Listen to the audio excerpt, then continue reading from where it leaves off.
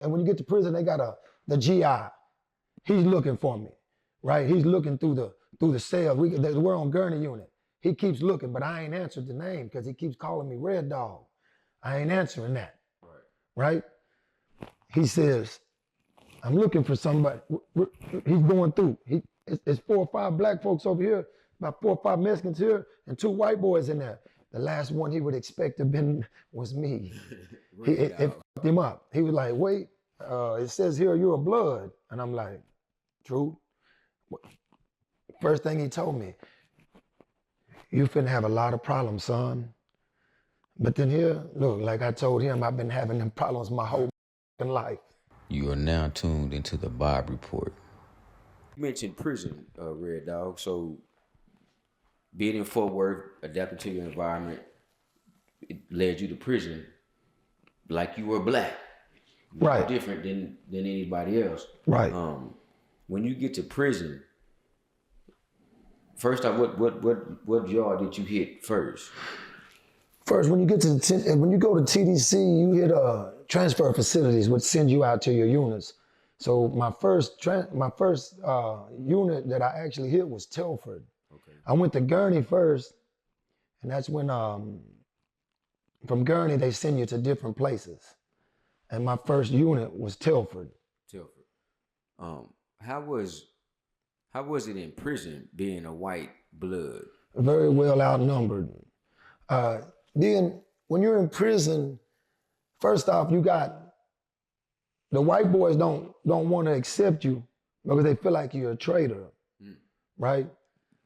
The brothers, a lot of them, if they don't know you, they still trying to check your heart, right?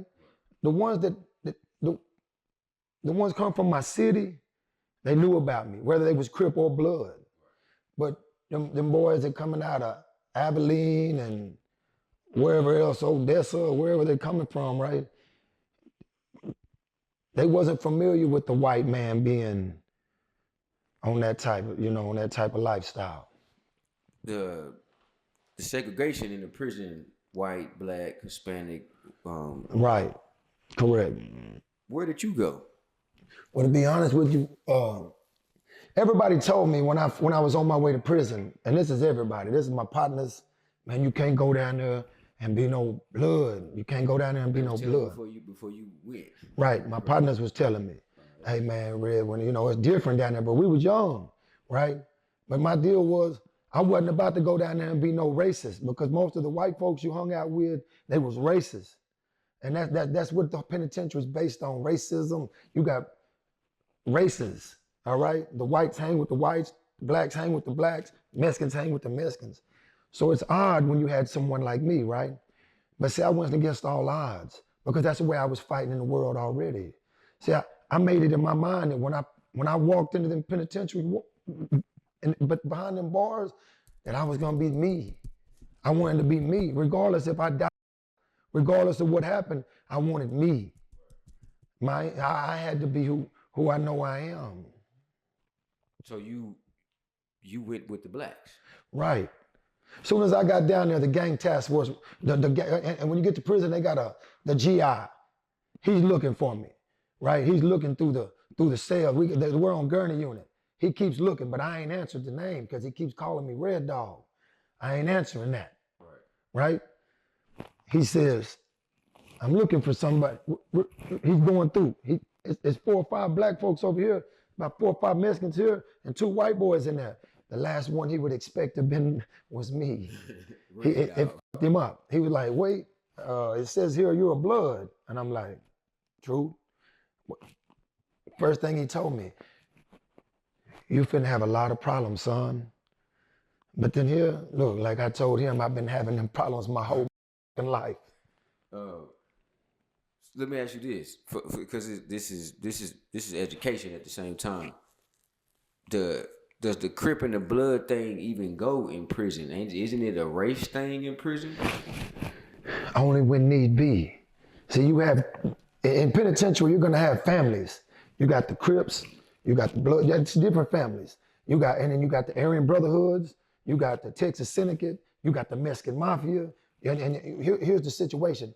Only time it becomes something like that is when races are going against races. You understand? Like the majority of the time, the Crips and Bloods, they come together. No doubt about it. If need be, right? You're from Fort Worth. We're all from Fort Worth.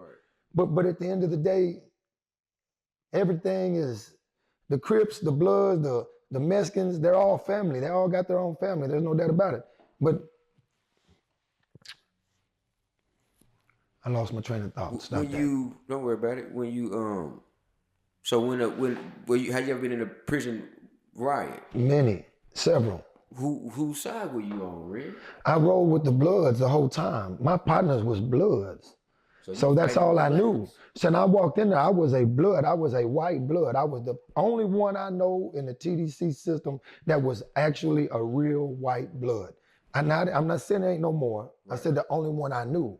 This is very rare to walk through there like that, alone. Because again, I was alone. I didn't have nobody. And I didn't have nobody but my homeboys from Fort Worth. And a lot of them was Crips too. Crips was telling me the same thing. You know what I'm saying? I've been on rec yards, bro, where it was just, this is how the situation was. When I was in the penitentiary system and I announced that I was a Blood, of course the ones from the city knew me. But the ones that wasn't from the city, they didn't accept that shit. So I basically was going against everybody all alone. But see, when I get to a unit, it's all these brothers out here, and it's a lot of Crips. It's a lot of Crips. I look up, I'm out there getting it in. Facts. And can't nobody say it. I was getting it in every day because I never let down that shit. I was a Blood. I was a Blood the whole time. I was a Blood when I walked in. I was a Blood when I walked out. Let me ask you this, Red Dog. Did you have to defend yourself from being a Blood and also being white? Right. Against. That's exactly right. See, the Bloods wasn't trying to accept it, that they didn't know me. They're looking at me like, man, who is this white boy? And I had to prove that shit. I had to let them know, no, I ain't just no whole white boy. And that's another reason I'm sitting behind these cameras to speak up for what I've been through. You been to Ferguson before? Ferguson, yeah. So Ferguson, it was said that the white boys was treated like kids or something like along those lines. Here's the situation with that deal, man. The white boys become the weaker link because they wasn't raised with like that. They wasn't raised like that. They grew up riding skateboards. We grew up on the east side carrying pistols. It was a big difference. So of course, when the white boy comes to the penitentiary, he ain't built like that, bro. And not just that, he's nervous. He's nervous like anybody can say. Their first time in prison, they're young, they was nervous. At the end of the day, so the white boy he was getting more taken advantage of than any race. And that's the true facts. They took advantage of him because he was nervous. And when he got there, his mama had money. So he could be on this protection program. Like, we're going to protect you now. See, when we first went to prison, truth be told, I even took part in that. I can't even act like I didn't. What you mean? Hold on, Red Dog. What do you mean you took part in that? I took part in making them pay protection. You did? No, never. I took part in making people pay protection. And when I was there, I didn't have no money. Okay. I come from the hood. We were broke. My daddy, nobody had no money. We was broke. Right. So I wasn't getting commissary. So when somebody come through the door that I felt like was a weak link, I took advantage of that situation. And when I was in prison, we had it said fight or bust a 50. You understand what I'm saying? See, I ain't never been on no homosexual ass. So that wasn't playing. Right. So we're gonna get on with the bust that 50. Right. Because they wasn't gonna fight. A lot of them talk that fight shit. But when it's time to get out there, yeah, they're gonna fight out here where they got the homeboys to click. They're gonna fight out here when they got the pistol to grab. But when you're in that steel cage, you ain't doing no fighting. They scared to death. It's some stabbing going on. Exactly. And they stick together. If you walk into a pod and it's majority Crips or even a unit, then they got more of a say-so on the yard. Don't get it twisted now. Bloods, we've always been outnumbered from day one. From day one, I ain't never been in a position where I had more blood, unless I was home in my hood, that it was more Bloods than Crips, ever. It's always been more Crips than Bloods. In the Texas prison system. In my life, in my whole life, in the Texas prison system. How long were you incarcerated? One thing I can say though, because I've been to prison too, like 20 years after my daddy went, I went through there, and there's people that's still down there. Like when I went to prison, I didn't have no fight, not one time when I went to TDC.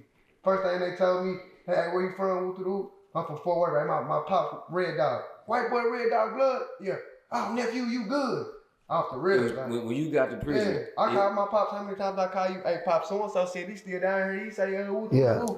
Like, That's because I've been solid from day for one. real. Hey, you Red Dog son, you good. I'm eating with them. We all eating together good. I ain't had Because no of your problem daddy. with TDC at all. Like TYC a different story because that's like, you know, that we are kids. Nobody knowing stuff like that. But the older dudes, because there's some people that's still down there from when my pops was down there. Right. And or it's people that came home and know my pops and stuff, and they back down there. So when hey, you Red Dog son, I'm Red Dog son. Oh man, you good off the rip. It's all love. Hey, yo, pops, one of the realest dudes I ever met. I get on the phone. Hey, pops, so and so. Oh yeah, tell my dog. Yeah, to this day they still talk about me in TDC because, like I said, I walked through that alone. I walked through that alone. I ain't never heard of no white bloods. Right. Not in the free world. I'm talking about in like prison. Right. I ain't never heard of that. And I didn't talk to many people. Right. In That's prison. one thing they always say though. Every time they mention my pop, he was the only white blood. Yeah. You know, like I hear that all day long. Right. Especially down there. He was the only white blood that stood on business. Were there any more white bloods? Oh, when I was on Beto, On Beto. I met a white boy named B Crazy. Big old white boy, yeah, he stood on business too. We didn't get to meet each other long. It was kind of a transit situation. I ran into him. Everybody was hollering that he could fight. Everybody was, because when I got there, everybody was like, man, you Red Dog, man. And right off the rip, after I made my first few years in prison, it spread. It spread like an STD. You understand what I'm telling you? Right. The whole system knew about me. When I get to another unit, man, that's Red Dog. I already knew about you. Yeah, because it was only one that was doing it like I was doing it, because I was really standing on business. When I tell you I had 40 fights in 30 days, that's not an exaggeration. And see, when I speak, everything it's gonna come out. When you talk to someone, it's gonna come out. Somebody's gonna say something down there and tell you the truth if it ain't the truth. You are now tuned into the DAWG Report.